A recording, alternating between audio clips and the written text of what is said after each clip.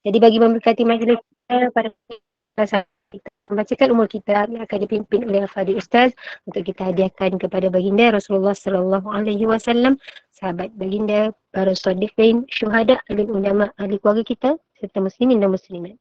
Al-Fatihah. Bismillahirrahmanirrahim. Alhamdulillahi Rabbil Alamin. Ar-Rahmanir-Rahim. Maliki Yawmiddin. Iyyaka na'budu wa iyyaka nasta'in. Ihdinas siratal mustaqim. Siratal ladzina an'amta 'alaihim ghairil maghdubi 'alaihim waladdallin. Amin. Amin ya rabbal alamin. Semoga Allah merahmati dan memberkati majlis kita di hari Jumaat yang barakah ini. Saya dengan penuh takzim menyerahkan kepada Al-Fadhil Ustaz. Tafadhal mashkura. Baik. Bismillahirrahmanirrahim. Assalamualaikum warahmatullahi wabarakatuh. Alhamdulillahi rabbil alamin. Nahmaduhu wa nasta'inuhu wa nastaghfiruh. Wa na'udzu billahi min syururi anfusina wa min sayyiati a'malina. Man yahdihillahu fala mudilla lahu wa man yudlil fala hadiya lahu. Asyhadu an la ilaha illallah wahdahu la syarika lah wa asyhadu anna Muhammadan abduhu wa rasuluh. Amma ba'. Alhamdulillah. Pertamanya kita syukur pada Allah Subhanahu wa taala di atas kesempatan yang Allah izinkan kepada kita pada pagi ini untuk kita sama-sama berada di dalam majlis ilmu di atas talian. Mudah-mudahan Allah Subhanahu wa taala melimpahkan kebaikan demi kebaikan, kerahmatan, ketenangan dan juga keberkatan dalam kehidupan kita. Mudah-mudahan jugalah Allah Ta'ala akan membimbing hati-hati kita dengan taufik dan hidayah daripadanya. Seterusnya akan menerangi jalan-jalan kehidupan dunia ini dengan cahaya ilmu, sehinggalah kita kembali kepada Allah di negeri akhirat nanti dalam keadaan Allah redha apa yang telah kita lakukan dan Allah juga mengampuni dosa-dosa yang telah kita lakukan, insya-Allah. Amin ya rabbal alamin. Baik, ibu-ibu, bonda-bonda yang dirahmati oleh Allah Subhanahu wa taala, insya-Allah untuk pagi ini kita akan sambung lagi bacaan hadis kita. Minggu depan lah insya-Allah kita akan sambung kuliah sirah dan kuliah hadis kursi. Okay, jadi untuk hari ini kita akan sambung lagi hadis berkaitan tentang keluarga baginda Nabi sallallahu alaihi wasallam, dan insya-Allah untuk hari ini perbincangan kita berkaitan tentang Aisyah memperlekehkan orang lain dan Nabi sallallahu alaihi wasallam pun marah. Okey. Aisyah perlekehkan orang lain dan Nabi sallallahu alaihi wasallam pun marah. Baik, hadis yang pertama, an Aisyah qalat, Sayyidina Aisyah menceritakan, zakara Rasulullah sallallahu alaihi wasallam yauman Khadijah fa atnaba fi thana'i 'alaiha. Pada suatu hari Rasulullah sallallahu alaihi wasallam menceritakan kenangan-kenangannya bersama dengan Khadijah. Dan baginda Nabi sallallahu alaihi wasallam lebih-lebih memujinya. Okey, baik. Ini perbincangan ni panjang . Pertama, hadis ni saya sebutkan tajuknya berkaitan tentang Aisyah perlekehkan orang lain, merendahkan orang lain dan Nabi SAW marah. Tengok, yang cerita ni siapa? Yang cerita ni bukan Saudah, yang cerita ni bukan Hafsah, yang cerita ni bukan sesiapa pun. Tetapi yang menceritakannya adalah Aisyah sendiri. Dia yang buat perangai, dia punya kerenah dan dia yang ceritakan cerita ini kepada para sahabat yang lain. Tujuan dia apa? Tujuan dia adalah untuk menjadi pengajaran dan menjadi teladan kepada kita. Sebab di luar sana ramai orang menuduh Aisyah ni sebagai isteri yang macam ni lah, macam tu lah. Lebih-lebih lagi daripada kelompok Syiah. Okay? Kelompok Syiah menuduh Aisyah ini adalah seorang wanita yang tidak baik lah. Seorang wanita yang kotor, yang menjadi isteri baginda Nabi SAW. Dia memburuk-burukkan Aisyah. Dan dibawa hadis-hadis yang sahih dari riwayat Bukhari, riwayat Al-Imam Muslim, Ibnu Majah, An-Nasai dan sebagainya. Riwayat yang sahih cerita tentang Aisyah, perangainya macam ni, perbuatannya macam ni, kerenahnya macam ni. Saya nak jelaskan kepada ibu-ibu, janganlah kita terpedaya dan percaya dengan tuduhan-tuduhan seperti itu. Aisyah tetap dia adalah ibu kepada orang mukmin. Dan perbuatan yang disebut dalam hadis-hadis yang sahih itu adalah diceritakan oleh Aisyah sendiri, tuan badan pada cerita tu. Maksudnya bayangkan, kita ceritakan kepada anak kita. Kalau anak kita ada krisis kan, anak kita dah besar, dah ada cucu dah.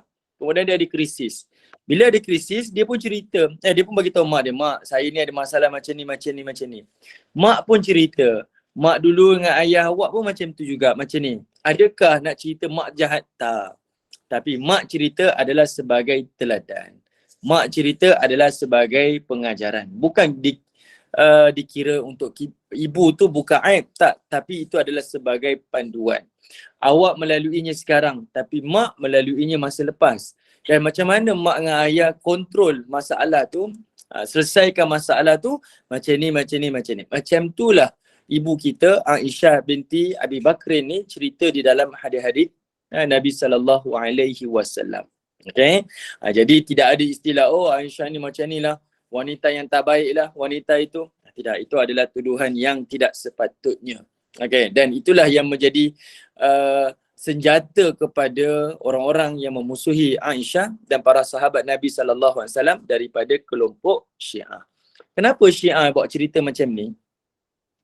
Syiah ni dia menolak satu kepimpinan baginda Nabi SAW sebagai Rasul. Yang diangkat adalah Sayyidina Ali kan. Yang diangkat adalah Sayyidina Ali. Dan dia nak kata Quran ni salah dan dia nak kata hadis ni salah totally lah. Orang Islam akan tolak Syiah. Macam mana kamu kata kamu beriman pada Allah dan Rasul tapi Quran kamu tolak, hadis kamu tolak. Jadi dia tak menolak secara langsung tetapi dia menolak secara indirectly lah. Macam mana dia tolak? Iaitu dia mengkafirkan, menafikan kepimpinan daripada para sahabat Nabi SAW. Okay, dalam agama Syiah, bagi saya Syiah ni agama yang bukan agama Islam lah. Walaupun dia beriman sebahagiannya. Dia kata apa? Hanya 5 orang sahabat sahaja yang beriman kepada Allah dan Rasul. Okay, yang lain semuanya adalah kufur kepada Allah Ta'ala. Bila dia kata macam tu, secara tak langsung dan secara automatik kita faham kalau dia tolak para sahabat Nabi SAW, habis Quran yang kita baca macam mana? Hadis yang kita fahami ni macam mana? Sebab siapa yang meriwayatkan Quran dan siapa yang meriwayatkan hadis daripada Nabi SAW? Sudah tentu para sahabat. Tapi kalau sahabat dah jadi kufur, adakah hadis yang kita pegang itu sahih? Sudah tentu kita akan tolak tak sahih. Sebab yang riwayatkan itu adalah sahabat yang bukan beriman kepada Allah dan Rasul. Nampak tak? Dia tolak para sahabat Nabi, secara automatiknya kita juga menolak hadis daripada Nabi SAW. Walaupun Quran itu adalah mutawatir, diriwayatkan oleh ramai para sahabat, tapi kalau semua yang kita beriman, sahabat ni tak beriman kepada Allah dan Rasul, macam mana kita nak kata Quran ni benar? Kita akan terfikir, kalau para sahabat kufur, sudah tentu Quran ni ada penambahan, Quran ni ada pengurangan. Automatik lah pegangan kita kepada sumber yang utama Quran dan Sunnah akan tertolak. Ini antara modus operandi lah yang dilakukan oleh puak-puak ini adalah untuk menafikan kebenaran yang dibawa oleh baginda Nabi SAW. Nampak? Benda kecil je tapi kita nampak kesan dia sangat besar. Jadi kita berimanlah kepada Allah dan Rasul, dan Aisyah merupakan ibu orang mukmin yang diberikan kemuliaan oleh Allah. Sebab apa? Di antara ramai-ramai isteri Nabi SAW, hanya Aisyah sahaja yang Allah turunkan wahyu ketika mana baginda Nabi SAW bersama dengan Aisyah, yang tidak ada pada isteri-isteri yang lain. Bahkan selepas kewafatan baginda Nabi SAW, Aisyah ni merupakan isteri Nabi yang menjadi rujukan, yang tidak ada pada isteri-isteri yang lain. Kita tak nafikan keistimewaan, keilmuan dia, kepakaran dia di dalam agama Islam. Ini Aisyah binti Abi Bakrin. Okey, jadi Aisyah cerita tentang diri dia. Dia kata satu hari Nabi SAW puji Khadijah, cerita tentang Khadijah, kenangan-kenangan dia di depan Aisyah lah. biasalah yang pertama tetap istimewa. Okay? Selalu saya sebut. Yang pertama tetap istimewa. Datanglah yang kedua, datanglah yang ketiga, walaupun isteri baru ke apa ke, yang pertama tetap istimewa. Sebab sebagai seorang lelaki, kita tahu kita bermula daripada mana dan siapa yang terima kita seadanya. Berbanding kita dah duduk di satu tahap, okay? Kita dah duduk satu tahap, barulah ada orang yang mendatangi kita kerana kedudukan kita, keadaan kita dan sebagainya. Jadi Nabi SAW tak boleh nafikan perasaan sebagai seorang manusiawi, seorang lelaki yang sangat menghargai tentang Khadijah sebagai isteri pertamanya yang menerimanya seadanya. Okay, jadi Nabi cerita di hadapan isterinya tentang Khadijah, bahkan memuji-muji Aisyah. Fa'adrakani ma yudrikun nisa min ghairah. Lalu kata Aisyah, maka cemburu pun menguasai aku sebagaimana cemburu menimpa wanita-wanita yang lain. Okay. Aisyah tak boleh nafikan. Dia kata, aku rasa cemburu dengan pujian Nabi kepada Khadijah. Dan cemburu itu terkena kepada aku seperti mana wanita-wanita lain pun cemburu. Adakah cemburu ini salah? Jawapannya tidaklah. Kerana apa?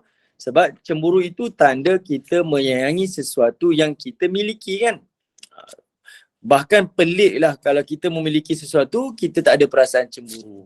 Okay. Jadi cemburu ni ada cemburu yang baik, salah satunya beginilah. Iaitu kita memiliki sesuatu dan kita rasa cemburu dengan perbuatan si fulan tu. Okay. Jadi Aisyah cemburu pada Nabi SAW yang memuji Khadijah. Lalu fakultu laqad aqabakallahu ya Rasulullah min ajuzin min ajaizi Quraisy hamra'ish shidqain. Kata Aisyah, aku pun berkata, sungguh Allah kan telah gantikan orang tua daripada sekalian wanita, sekalian daripada warga tua Quraisy itu untukmu. Okey. Baik, ibu-ibu yang dirahmati oleh Allah Subhanahu Wa Taala, perhatikan hadis ni perhatikan hadis ni. Aisyah menggunakan perkataan apa? Ya Rasulullah min ajuzin min ajaiz Quraisyin hamra'ish shidqain. Dia kata, bukankah Allah ni dah gantikan ada wanita yang lebih baik daripada wanita tua tu yang giginya telah merah, gusinya merah. Maksudnya apa? Kira dia nak cerita Khadijah ni tua dah. Sampai kita kalau bahasa kita orang tua ni gigi tak adalah, tinggal gusi je kan. Sebab tu dia kata hamra'ish shidqain tu. Tak ada gigi dah. Nak cerita. Kenapa kamu nak puji-puji dia ni? Dia kan wanita tua yang dah tak ada dah. Kamu dah digantikan dengan yang lebih baik. Siapa lebih baik? Dia lah, Aisyah lah. Dia anak dara, dia yang paling muda, dia yang paling cantik, dia lah yang putih kemerah-merahan. Ibu kalau jumpa orang Arab, kita pernah jumpa kan orang Arab yang kulitnya merah, putih kemerah-merahan. Dia cantik kan kulit dia. Dia tak seperti kulit orang putih kan. Orang putih kalau dia putih tu, kadang-kadang dia ada bintik-bintik. Tapi orang Arab kan. Jadi dia kata aku ni lebih baik. Kenapa nak ingat-ingat lagi wanita yang ni? Perkataan yang keluar daripada mulut Aisyah tu dengan sifat manusia dah. Kerana apa? Sebab cemburu tu tengah menguasai dia. Jadi dia terlepas cakap. Okay? Dia perlekehkanlah Khadijah. Okay. Hadis ni sebenarnya dia ada satu cerita. Cerita dia adalah berkaitan tentang kakak ataupun adik kepada Khadijah. Dia pernah datang di rumah Nabi di kota Madinah. Masa tu Nabi SAW tengah tunaikan salat. Okay? Nabi tengah tunaikan salat, ada seorang wanita di luar rumah Nabi, dia pun beri salam. Dan Nabi SAW jawab salam tu. Nabi minta maaf. Nabi masa tu tengah salat. Nabi tengah salat dan Nabi percepatkan salat. Hadis ni Aisyah sendiri cerita. Nabi percepatkan sendiri solat tu sebab Nabi dengar ada suara wanita daripada luar rumah.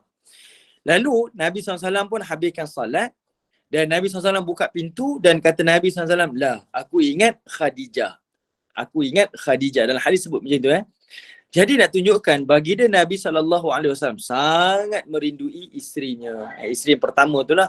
Kerinduan pada Khadijah yang telah wafat tu, dah Nabi pun dah pindah ke Madinah. Nabi ingat itu adalah Khadijah. Kerana apa?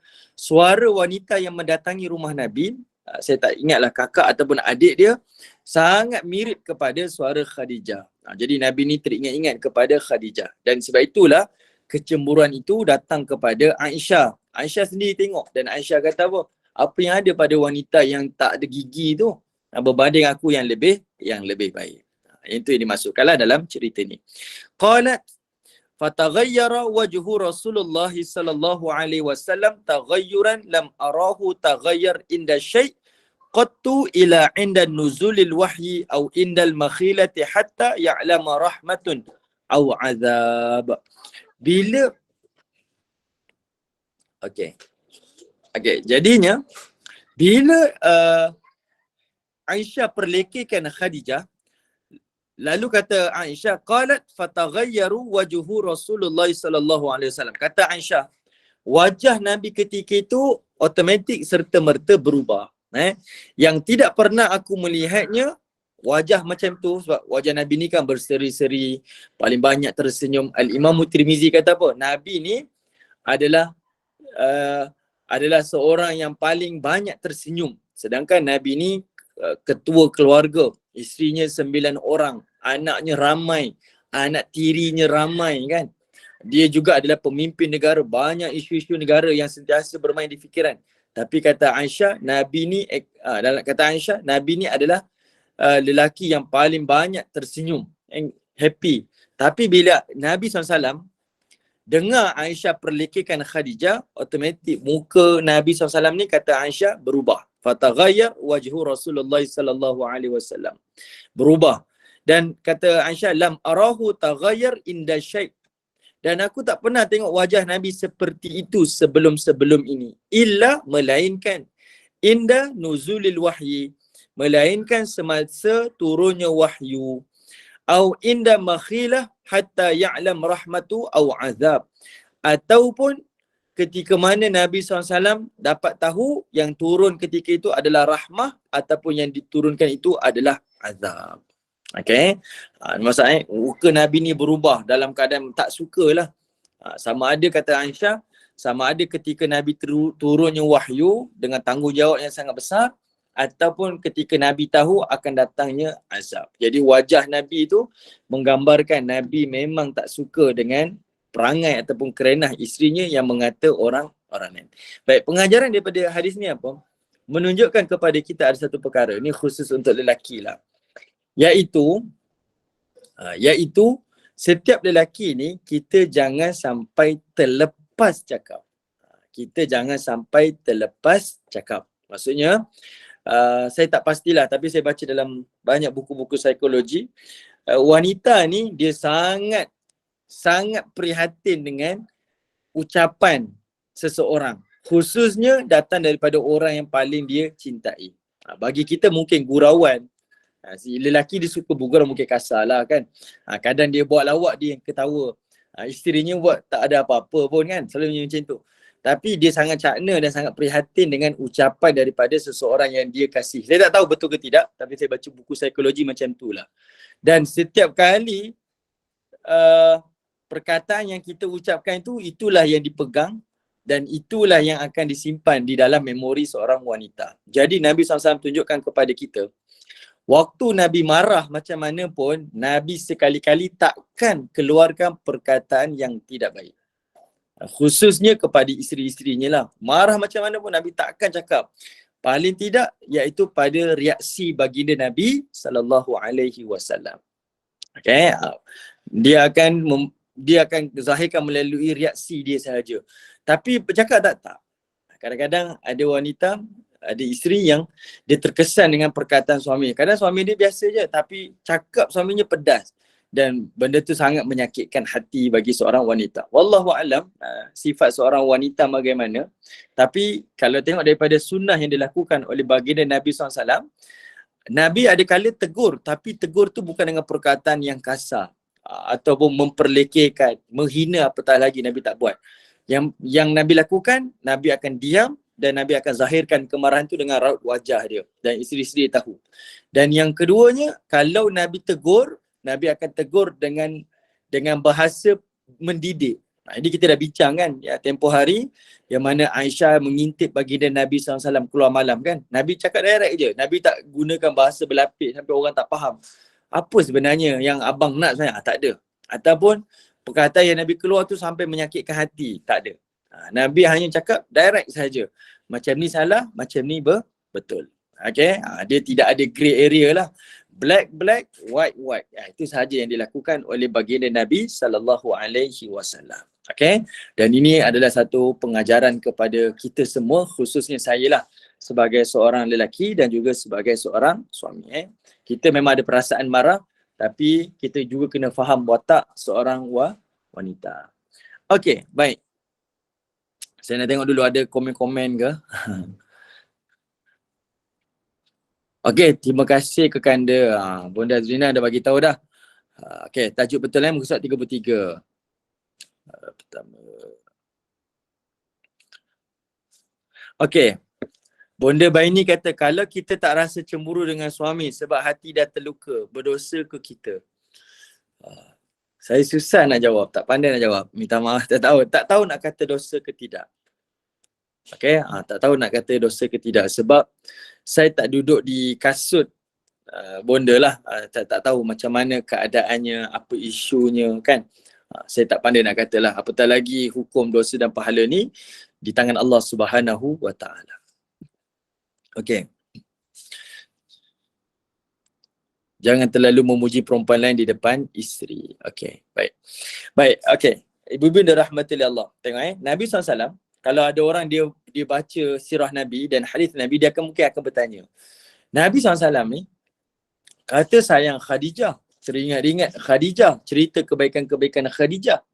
Tapi Khadijah ni Khadijah ni wafat tak sampai sebulan, Nabi SAW terus kahwin baru. Adakah itu ciri-ciri seorang lelaki yang betul-betul menyayangi suami dia, isterinya contohlah. Yang ni kita pun dah bincang lama dah kan, selalu saya sebutkan. Okay, Nabi SAW berkahwin bukan atas sebab syahwat. Nabi SAW berkahwin bukan atas sebab keinginan yang lain-lain. Tidak ada. Nabi berkahwin sebab ada keutamaan-keutamaan yang perlu Nabi berikan perhatian. Seperti mana saya sebutkan sebelum ni, Nabi berkahwin dengan isteri yang keduanya selepas kewafatan Khadijah adalah berkahwin dengan Saudah. Pertama, sebab nak menjaga keperluan Saudah. Dalam masa yang sama, Nabi SAW mengharapkan juga Saudah menjaga anak-anak baginda Nabi SAW di rumah. Sebab Nabi waktu saat itu, fasa Nabi nak pergi hijrah dan fasa Nabi di kota Madinah yang lebih sibuk sebagai pemimpin negara selepas tu. Jadi rumah tangga Nabi siapa nak uruskan? Siapa nak bantu? Maka ketika itu Nabi sangat memerlukan ada seorang wanita untuk membantu baginda Nabi SAW di rumah. Jadi perkahwinan Nabi itu dengan Saudah kurang sebulan daripada kewafatan Khadijah. Jadi kalaulah ada kalangan keluarga kita, kenalan kita ataupun orang yang kita baca di surat khabar, baru dulu cerita kahwin sayang itu ini ni, tiba-tiba bercerai, kahwin baru cepat pula. Janganlah kita tuduh kan dengan perkataan-perkataan yang kita tak tahu apa sebenarnya yang dia perlukan, apa yang berlaku dalam kehidupannya. Biarkanlah. Yang penting apa yang dilakukan itu halal, alhamdulillah. Jangan sampai dia tak berkahwin tapi melakukan hubungan-hubungan yang tidak sepatutnya. Okay? Jadi Nabi SAW ada keperluan-keperluan dia yang menyebabkan baginda Nabi SAW kahwin segera dengan Saudah. Maka begitulah dengan keadaan masyarakat kita.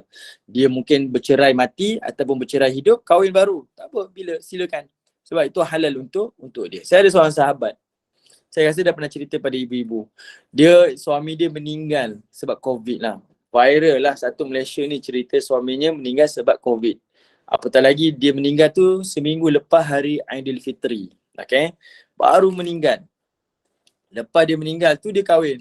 Dia datang rumah lah masa tu. Lepas tu datang rumah. Ada isteri saya semua ada. Dia datang rumah. Okay, kita pun bagi sokongan lah kan. Anak dia pun anak yatim kan. Kita bagi sokongan, semangat semua. Kemudian dia berkahwin pula.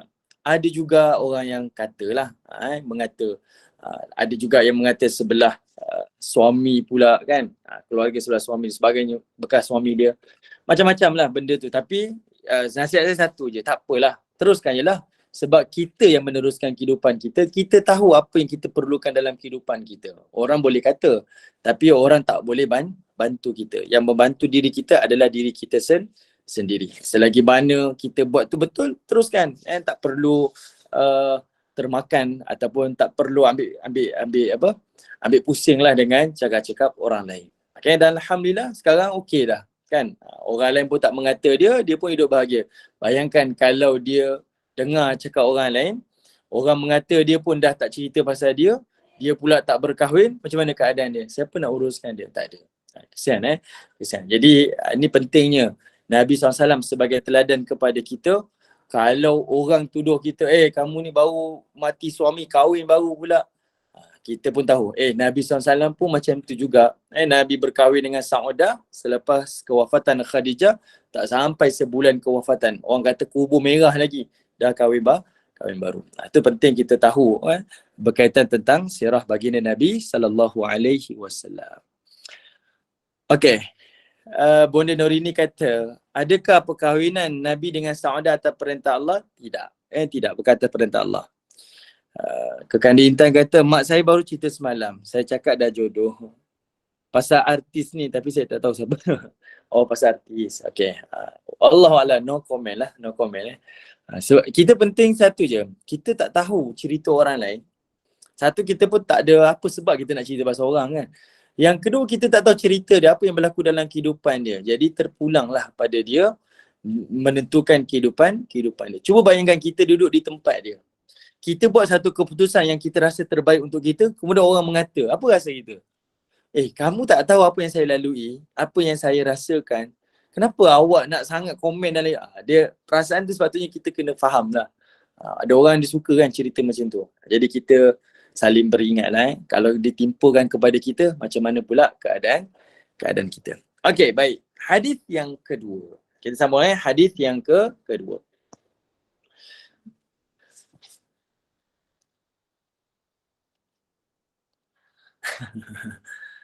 Okey, baik.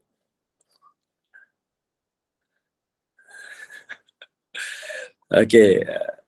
Bunda Zina kata, nak buat luar. Suruh dia masuk kuliah. Itu jangan. Itu kan mak Kekandi Intan tu yang cakap tu. Okey, baik. Tengok hadis yang kedua.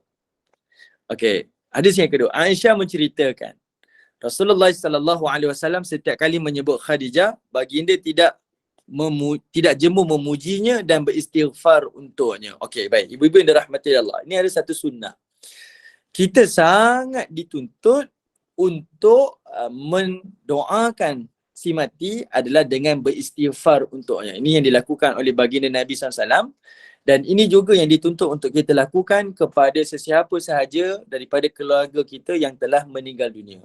Memohon pengampunan kepada mereka dan beristighfar untuk mereka. Sebab dalam satu hadis yang disebutkan, saya baca satu hadis je.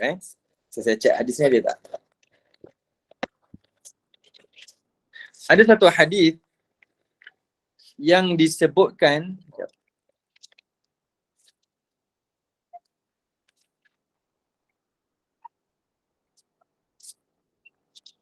okey, ada satu hadis yang disebutkan dalam riwayat Imam Ahmad.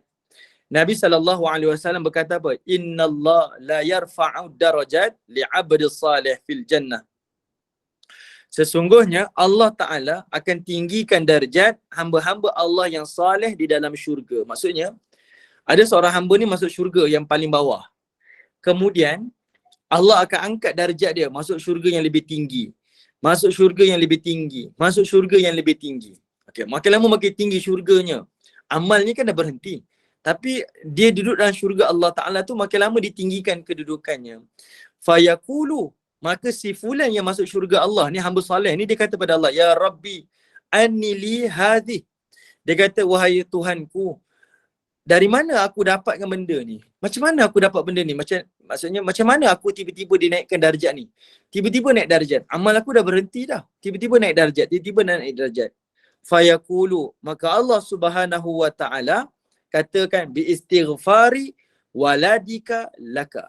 Iaitu ini adalah istighfar daripada anakmu untukmu. Okay? Ini adalah istighfar anakmu untukmu. Nampak ibu-ibu, saya ulang sekali. Ada satu hadis riwayat Imam Ahmad daripada Abu Hurairah. Dia cerita, Nabi SAW mengatakan ada seorang saleh, maksudnya ahli syurga dah masuk syurga Allah. Lalu Allah angkat darjatnya di dalam syurga. Dia duduk syurga yang paling rendah, lalu dinaikkan satu anak tangga, lalu dinaikkan satu lagi tingkatan syurga sampai syurga yang tertinggi. Lalu ditanya pada Allah Ta'ala, Ya Rabbi anna li hadhi. Dia kata, wahai Allah, mana aku dapat amal-amal yang banyak macam ni sampai aku dinaikkan, ditinggikan kedudukan aku dalam syurga Allah. Lalu Allah Subhanahu Wa Ta'ala kata, bi istighfari waladi laka. Dia adalah istighfar anak kamu untuk kamu. Okay, ini adalah istighfar anak kamu untuk kamu. Jadi, kita mungkin ada ibu bapa yang telah meninggal dunia ataupun pasangan yang telah meninggal dunia, banyak-banyaklah kita istighfar untuk mereka. Kerana apa? Allah Ta'ala akan meninggikan kedudukan mereka di dalam syurganya. Baik, hadis ni penting untuk kita tahu. Sebab apa? Nanti di dalam syurga Allah Subhanahu Wa Ta'ala, kalau ibu-ibu pernah ikuti saya kuliah, saya ada kuliah di tempat lain, tapi saya bagi share selalu link kan. Saya pernah baca dalam surah At-Tur, dalam tafsir surah At-Tur, Allah Ta'ala sebutkan dalam Quran, وَالَّذِينَ آمَنُوا وَاتَّبَعَتْهُمْ سُرِّيَّتَهُمْ بِإِيمَانٍ أَلْحَقْنَا بِهِمْ ذُرِّيَّتَهُمْ وَمَا أَلَتْنَاهُمْ مِنْ عَمَلِهِمْ مِنْ شَيْءٍ. Kata Allah Subhanahu Wa Ta'ala, orang-orang mukmin yang beriman kepada Allah akan dimasukkan ke dalam syurga bersama dengan ahli keluarga mereka. Al-haqna bihim, lalu mereka ni akan dipertemukan semula. Para ulama tafsir kata, kalau ahli syurga itu anaknya duduk di tingkatan yang paling bawah sekali, ayahnya duduk di tingkatan yang paling atas, syafaat yang Allah berikan kepada penghuni-penghuni syurga ni, Allah akan naikkan kedudukan anak yang duduk di tingkatan yang paling bawah terus bersama dengan ibu bapanya di tingkatan yang paling atas. Kita pun fikir, kalau macam tu, tak patutlah kita rasa macam tu kan. Ni Allah Ta'ala punya sifat Rahman dan Rahim dia. Kita rasa tak patutlah.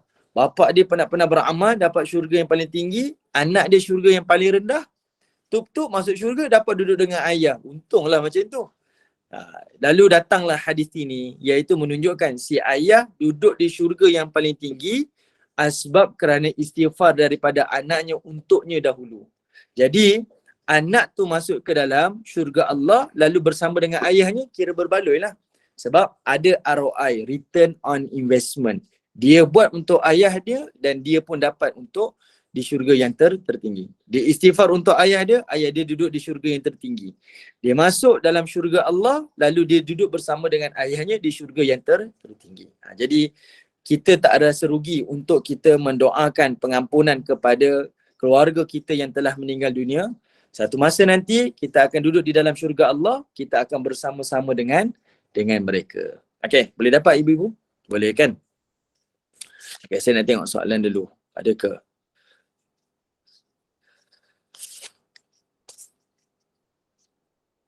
Oh, okey. Baik, minta maaf. Okey, bukan nak kata kepo, okey. Okey, maknya cerita je, tanya je kan. Okey. Baik, minta maaf. Saya tengok soalan. Alright.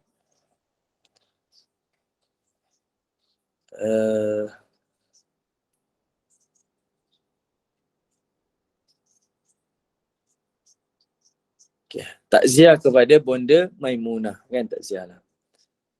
Okay.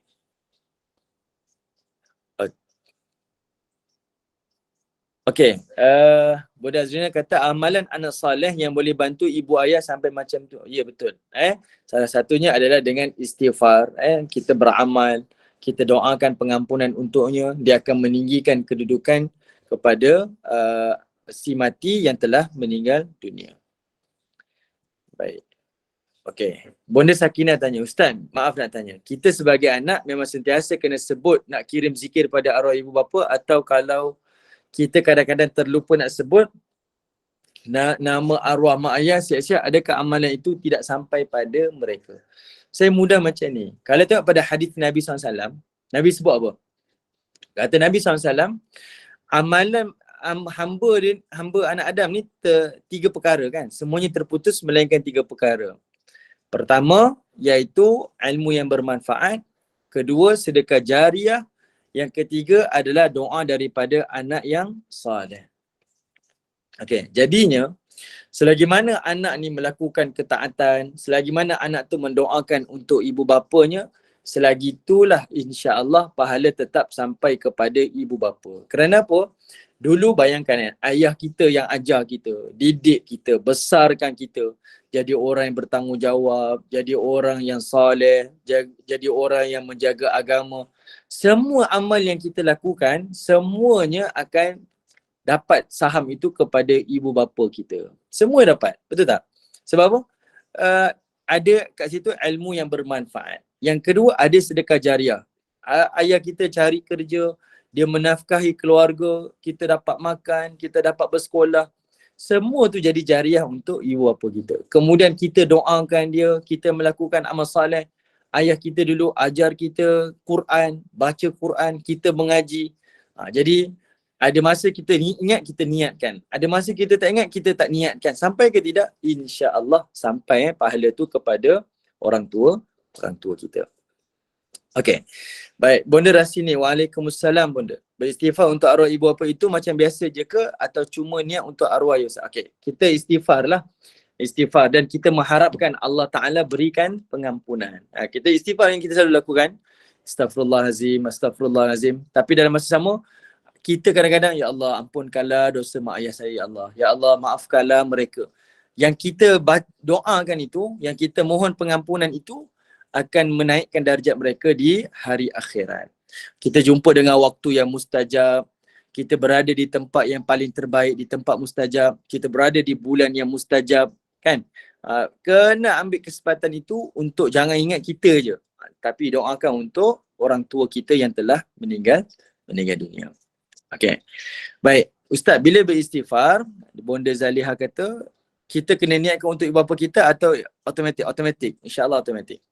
Itu untuk kedua macam mana? Okey, macam mana untuk orang tua yang masih ada, boleh juga kita doakan untuk mereka. Sebab kita faham dalam satu hadis yang lain Nabi kata apa? Kalau kita menunjukkan orang lain kepada kebaikan, orang itu melakukan kebaikan, pahala itu tetap dapat kepada orang yang menunjukkan. Kan? Kita tunjukkan kebaikan, orang tu buat. Kita dapat pahala tu. Mengurangkan ke tidak pahala si fulan yang melakukan? Tak mengurang pun sedikit pun. Pahala tu tetap sampai kepada kita. Okey. Di alam barzah, di alam barzah kita tak jumpa. Alam barzah ni iaitu di alam kubur, kita tak jumpa. Sampailah berpindah ke di yaumul mahsyar pun kita tak jumpa. Bahkan kita tak sibuk dengan urusan orang lain. Kita hanya sibuk untuk diri kita. Kita akan bertemu di dalam syurga Allah. Kita akan bertemu di dalam syurga Allah. Baik, untuk suami pun ya, sekali juga Bonda Rokiah. Untuk suami pun ya. Okey, Bonda Jal Izan. Bonda, kalau doa dari anak perempuan macam mana pula Ustaz? Sama je, sama. Anak lelaki, anak perempuan samanya. Sebab kebanyakan kata dari anak soleh, bukan anak soleha. Okey, dalam bahasa Arab, kalau disebut sebagai al-muslimin ataupun al-mu'minin, orang soleh, orang lelaki mukmin, lelaki yang beriman, kan? Perkataan itu khusus untuk lelaki. Tapi dalam bahasa Arab, kalau disebut lelaki, maka dia merujuk pada lelaki dan perempuan. Dia mewakili lelaki dan perempuan, walaupun perkataan itu merujuk pada lelaki. Tapi kalau ayat Quran ataupun bahasa Arab, dia rujuk kepada wanita. Contoh cerita tentang nisa, sebut untuk perempuan ataupun muslimat. Artinya dia khusus, khas untuk wanita, yang lelaki tidak termasuk. Jadi kalau kita baca Quran ataupun hadis, disebut nama lelaki saja, maka benda tu termasuk lelaki dan perempuan. Kalau disebut wanita saja, maka lelaki tak termasuk, hanya khusus khas untuk wanita. Ini uslub, gaya bahasa Arab. Gaya bahasa Arab memang macam tu. Jadi termasuklah doa daripada anak lelaki ataupun anak perempuan. Okey, Bonda Siti Aisyah Huang. Waalaikumsalam warahmatullahi. Ustaz, kalau istighfar dan doa untuk suami isteri, macam mana kena setiap kali? Okey. Untuk ibu bapa, untuk suami ataupun isteri, untuk anak-anak ataupun sesiapa sahaja yang telah meninggal dunia, kita boleh niatkan dan kita tak niatkan, semuanya sampai kepada mereka. Semuanya sampai kepada mereka. Dan Lebih baik kalau kita niatkanlah, kita istighfar tu maksudnya kita mohon pada Allah Ta'ala, ya Allah berilah pengampunan pada suami saya, anak saya yang telah meninggal dunia, kan, ayah dan ibu saya. Kita doakan, Allah Ta'ala akan berikan pengampunan pada mereka dan Allah akan naikkan darjat mereka. Okay. Bonda Zaliha, zikir dan amalan kita setiap lepas solat, adakah ia sampai ke barat? InsyaAllah. Kalau orang tua tu yang ajarkan kepada kita sebagai ilmu yang bermanfaat daripada dia, insya-Allah sampai. Okay? Dan saya suka katakan, semua kebaikan yang kita buat, semuanya dapat pada orang tua kita. Sebab kita kena nampak, kita ni adalah return on investment dia, pelaburan dia. Dia besarkan kita, dia yang menafkahi kita, dia yang memberikan kita ilmu, dia yang sekolahkan kita. Kalau dia tak dapat apa-apa, berbaloi ke? Susah. Kita sendiri rasa membesarkan seorang anak tu sangat susah. Jadi Allah Ta'ala memberikan ganjaran yang setimpal. Kamu susah-susah di dunia besarkan seorang anak, 2 orang anak, 5 orang anak. Kalau anak tu beramal kamu tak dapat, macam tak berbaloi pula kan. Jadi Allah Ta'ala memberikan ganjaran yang setimpal. Dengan apa yang kamu korbankan dahulu, dengan betul-betul ikhlas besarkan mereka, insya-Allah semua amal yang mereka lakukan sampai kepada orang tua. Sebab itu takluk pada 3 tadi. Ilmu yang bermanfaat. Ayah ajar Quran pada kita, kan? Ayah ajar akhlak pada kita. Ayah ajar macam-macam. Ibu ajar kita memasak, kita masak untuk suami kita. Semua tu dikira sebagai ilmu yang bermanfaat. Kemudian sedekah jariah. Ibu kita, ayah kita menafkahi keluarga, itu semua sedekah jariah, kan? Sebaik-baik sedekah adalah pada ahli keluarga. Bahkan menafkahi keluarga itu adalah sedekah yang wajib, yang mesti ditunaikan. Dan apatah lagi kalau dapat doa anak yang soleh. Nak dapat doa anak yang soleh tu, anak nak jadi soleh tu, macam mana ayah dan ibu berkorban? Sudah tentulah hebat, kan?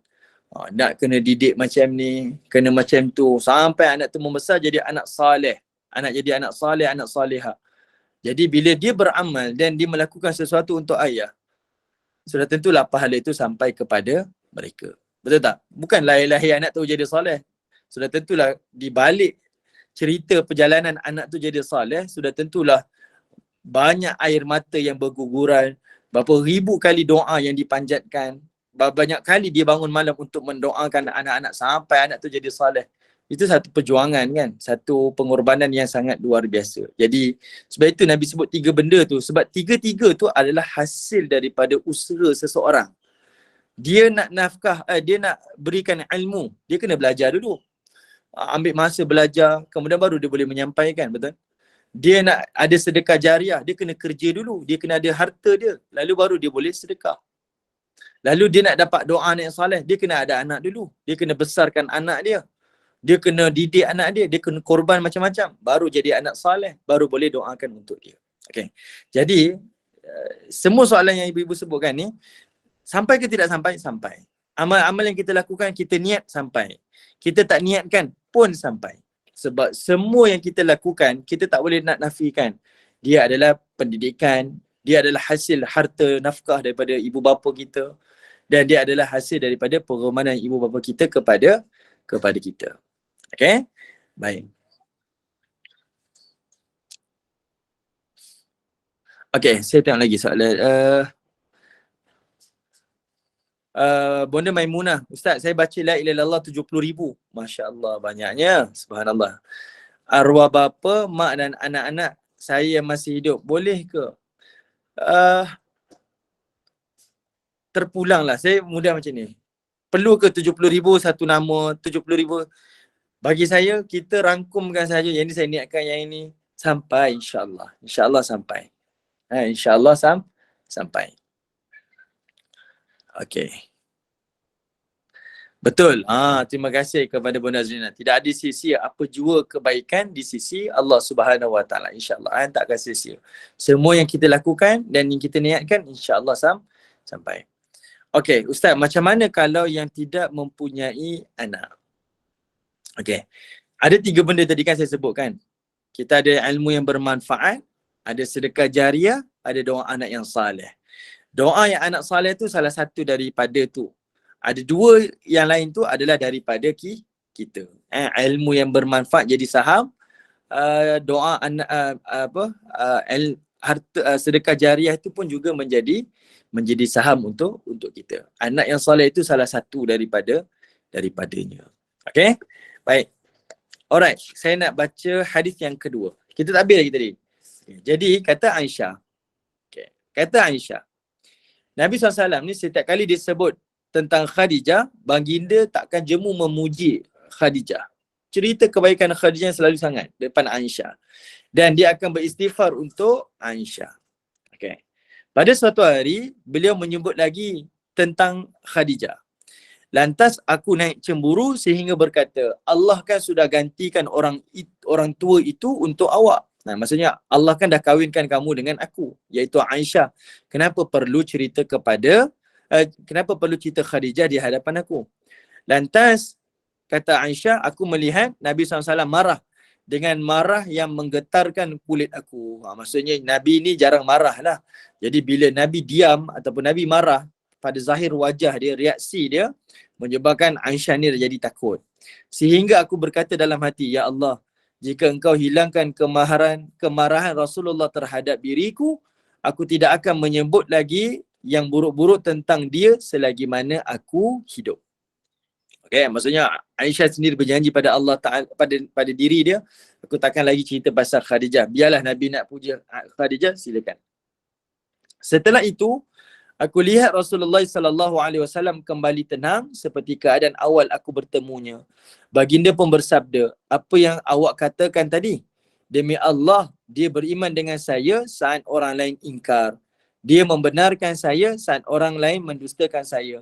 Dia bersama saya mendapat zuriat, sedangkan isteri yang lain tidak mendapat zuriat daripada saya. Hadis riwayat daripada Tabrani. Okay? Ini Nabi SAW sebut kebaikan-kebaikan Khadijah. Kenapa aku puji Khadijah ni? Ingat, dia beriman kepada aku ketika orang lain tak beriman pada aku. Dia berikan hartanya pada aku ketika orang lain tahan harta kepada aku. Dia membenarkan aku ketika orang lain mendustakan aku. Dan daripada dia, aku dikurniakan anak. Apa yang disebutkan oleh Nabi itu benar. Itulah yang Nabi rasai ketika Nabi bersama dengan Khadijah.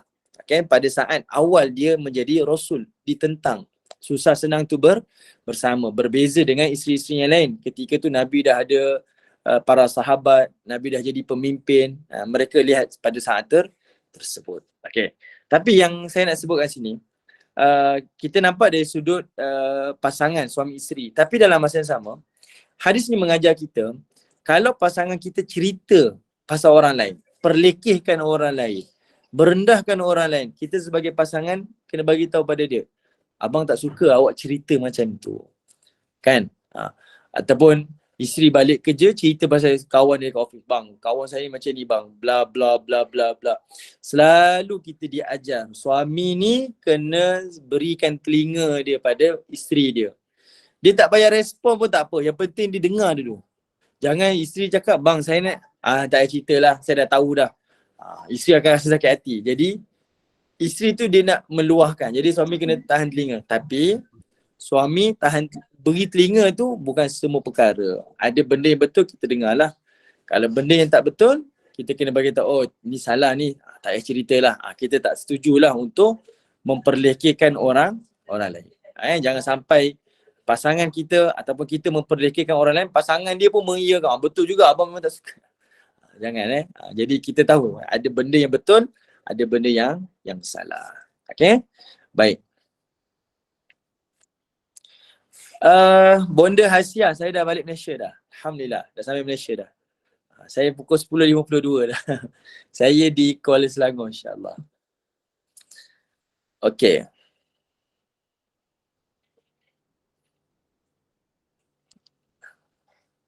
Okay. Bonda Khairul Nisa, Waalaikumsalam. Bagaimana pula yang mendidik dan membesarkan kita adalah bapa tiri. Nak sebut tiri pun sedih sebab saya sayang sangat bapa saya. Okay. Baik. Allah Ta'ala tu dia maha mengetahui perasaan kita kan. Dia tahu. Kan? Dia tahu dia adalah Tuhan Al-Latiful Khabir. Tuhan yang sangat mengetahui dalaman dia. Okay, dalaman hati kita. Jadi kadang-kadang kita tak sebut pun bapa tiri saya ni siapa, untuk siapa, tak perlu pun. Allah Ta'ala tu maha mengetahui dan Allah Ta'ala takkan culas. Allah tu dia tak mengantuk dan juga tidak tidur. La sinatun wala naum kan, tak mengantuk, dia tak tidur. Dan dia akan membalas semua catatan amal yang kita lakukan tu memang dengan tepat dia. Dia tidak kurang dan dia tidak akan terlebih. Okay, Allah tahu segalanya. Jangan risaulah yang tu InsyaAllah. Okay, last kali saya berhenti dekat sini hadis yang ketiga.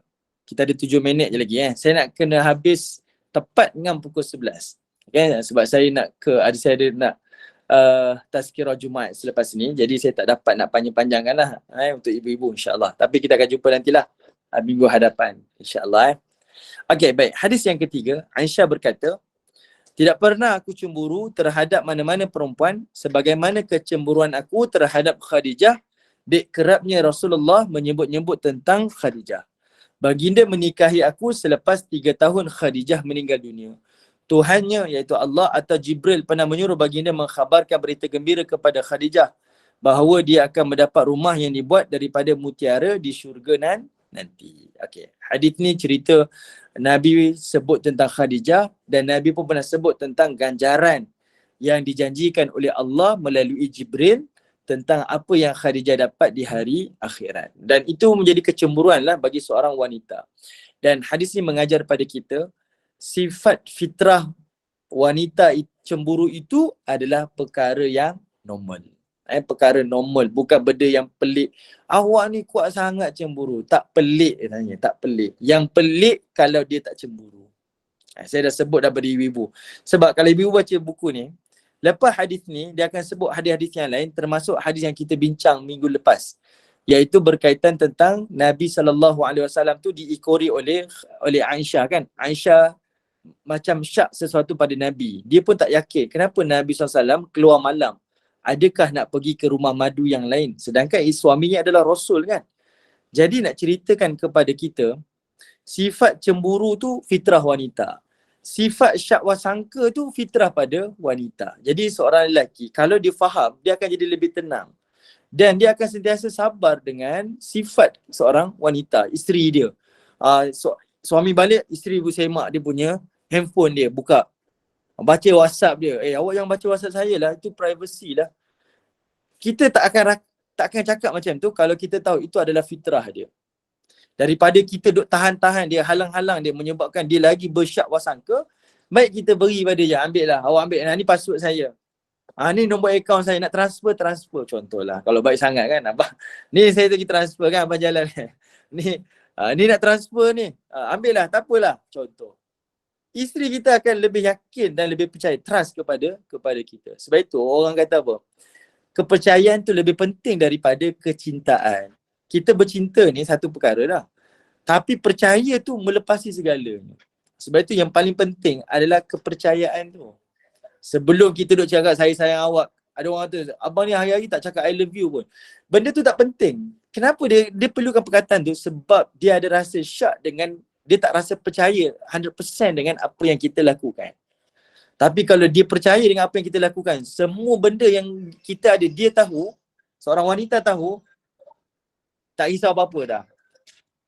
Nak keluar malam ke,